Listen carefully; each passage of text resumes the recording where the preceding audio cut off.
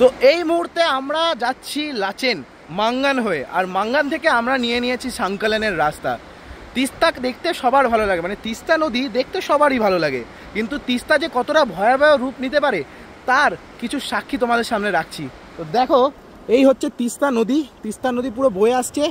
তিস্তা নদী এতগুলো পাথর, মানে এতটা চওড়া হয়ে পড়েছিল, আর কত পাথর নিয়ে এসেছে দেখো। মানে এখানে রাস্তা বলতে আর কিছুই নেই। আর্মি, সিকিম পুলিশ রাস্তা বানানোর কাজ করছে, কিন্তু দেখো কতটা ভয়াবহ রূপ নিয়েছে তিস্তা।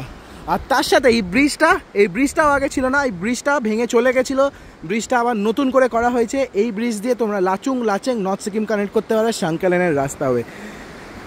তো এখন অফরোড ভালো মতো রয়েছে, যদি তোমরা নর্থ সিকিম আসার প্ল্যান করো সাংকালেনের রাস্তা হয়ে, তো ভালো মতো অফরোড রয়েছে। নাগার রাস্তাতেও ভালো মতো অফরোড রয়েছে, তাই জন্য বলছি প্রিপেয়ার হয়ে এসো। আশা করি কিছুদিনের মধ্যে এই রাস্তাঘাট কিছু মাসের মধ্যে ঠিক হয়ে যাবে, তখন আবার নর্থ সিকিম আগের মতো হয়ে যাবে।